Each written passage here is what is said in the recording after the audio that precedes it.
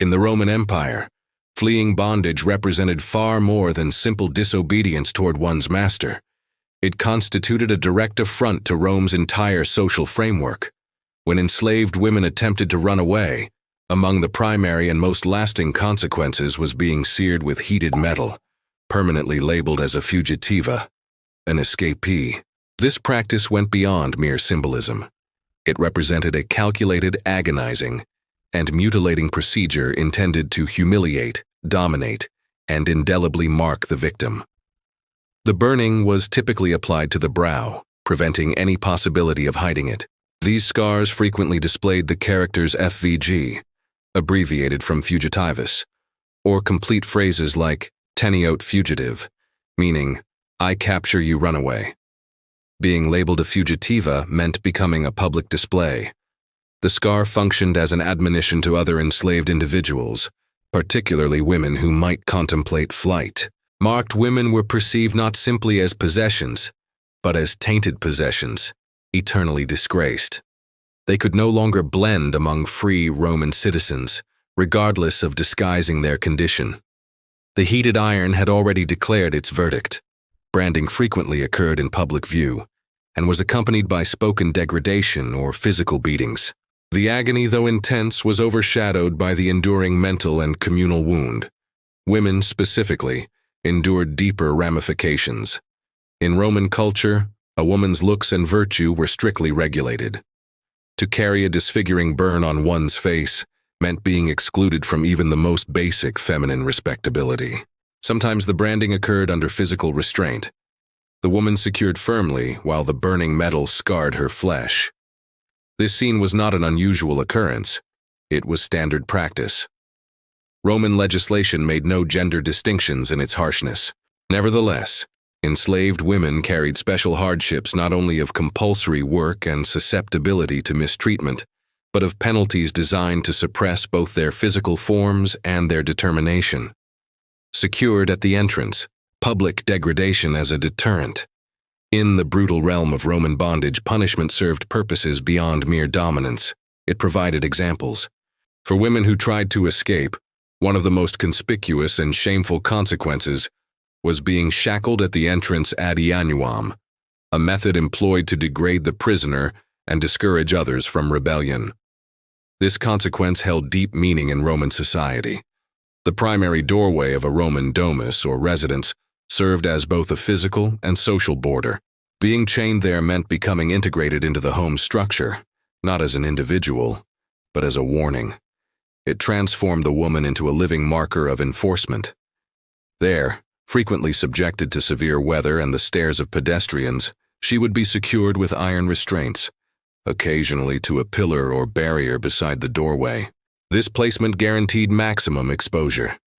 The communication was clear. This represents the fate of those who try to run. For enslaved women, the consequence involved multiple layers of shame. Romans maintained strongly gendered perspectives regarding honor and disgrace. A woman's visibility to public observation, particularly in a condition of confinement or partial undress, constituted itself a form of assault. The purpose was not merely to modify conduct, but to debase. Additionally, chained women frequently faced denial of essential necessities for extended durations. Reports from Roman theater and mockery, including pieces by Plautus, reference slaves being refused nourishment or compelled to suffer humiliation for prolonged periods while restrained near the doorway. While humorous in setting, these mentions reflect actual social customs and receive support from archaeological discoveries of iron shackles located in household remains. This was not a singular consequence, but one woven into Roman everyday existence. In an empire constructed on rank and public exposure, being transformed into an object at the boundary of private existence ranked among the most mentally devastating penalties. Shackling slaves at the entrance constituted a punishment of exposure designed to crush the soul, eliminate dignity, and discourage others through display. It represented a quiet communication delivered through metal. No barrier could be violated without repercussions. Employed for amusement, women cast into the amphitheater. Among the most savage consequences inflicted upon enslaved women who tried to flee in ancient Rome was their compelled involvement in the amphitheater. While the concept of gladiators controls contemporary understanding of Roman entertainment, the reality proves more sinister. Rome additionally employed public execution and orchestrated brutality as methods of consequence, dominance, and amusement. Escaped enslaved women, especially those considered unmanageable or dangerous to social stability, faced condemnation to perish in these public arenas, not as fighters, but as casualties. The consequence typically occurred under the legal verdict of damnatio ad bestias, condemnation to wild animals. This judicial sentence applied to severe offenses, including abandonment, theft, uprising, or continuous flight. Enslaved persons possessed no legal identity, so actions like escape were considered not only illegal, but revolutionary. Women who fled and faced capture, particularly repeat violators, could be surrendered to the games as expendable bodies. These executions were not quick. They were designed for entertainment. Victims might face exposure without weapons to wild creatures, bears, lions, leopards, frequently after being stripped and bound to the arena ground. Some faced burning alive or death through complex recreations of mythological tales. Others were forced to combat each other with inadequate weapons solely for crowd pleasure. They received no training like gladiators. Their deaths were predetermined, not competitive. For enslaved women, the brutality was intensified by spectacle. They were exhibited in manners intended to humiliate. The Roman audience, desensitized by regular executions, derived pleasure from the anguish of those deemed lowest in society. Female prisoners were occasionally portrayed as sacrificial characters or punished in themed displays, confusing the distinction between consequence and performance. Documentation from Roman chroniclers such as Suetonius and Cassius Dio reference the involvement of women in the arena, though they concentrate more frequently on elite women or female gladiators. Nevertheless, the utilization of enslaved women in executions receives confirmation through legal records and stone inscriptions. It remains crucial to recognize that for a Roman audience, this represented more than simple justice. It constituted deterrence. The communication was unmistakable. The enslaved body belonged to the government and the owner. An act of defiance like escape could result not only in death, but in the most degrading and public form of elimination. These women became transformed into warnings, silenced through bloodshed and cheering, flogged without compassion, the Roman lash. In ancient Rome, the whip served purposes beyond a mere tool of suffering. It symbolized possession, authority, and control. For enslaved women who dared to run, flogging represented one of the most common and brutal forms of consequence. It functioned not simply to cause physical anguish, but to eliminate defiance, both openly and permanently. Roman legislation granted owners complete power over the bodies of their slaves. Flight was deemed a serious violation, and flogging, frequently with a flagrum, a multi-stranded whip, sometimes weighted with metal or bone, was a favored method of revenge. The consequence could be delivered privately within the household boundaries, or in more serious instances publicly, where the cries of the punished woman were meant to resonate louder than her escape attempt. The quantity of strikes faced no regulation. No judicial interference was required. Roman legal and ethical texts clarified that an owner could punish a runaway as severely as they determined appropriate.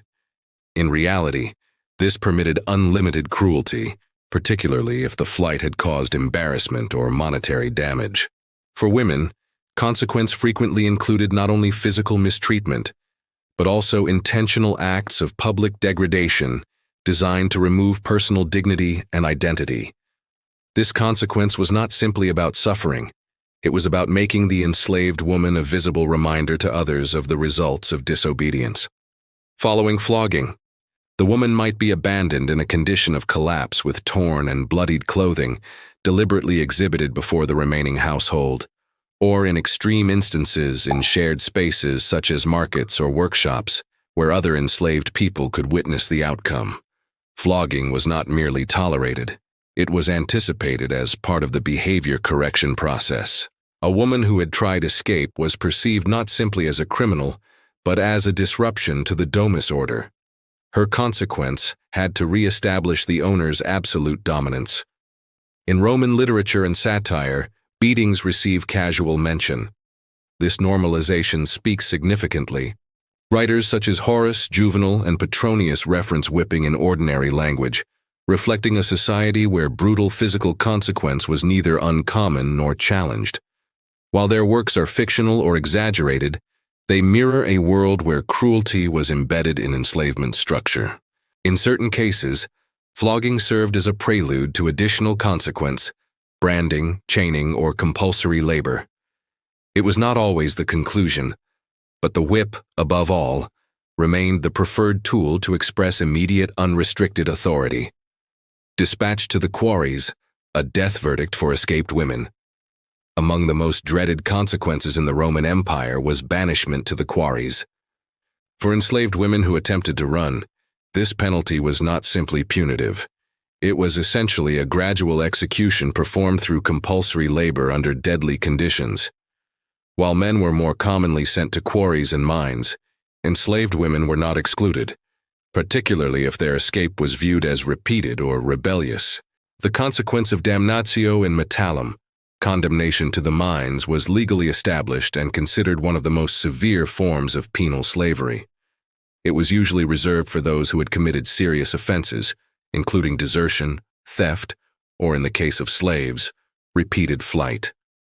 Mines in Roman territories such as Noricum, Dacia, and Hispania were infamous for their lethal working conditions. The atmosphere was filled with dust, air circulation was practically absent, and structural failure was a perpetual danger.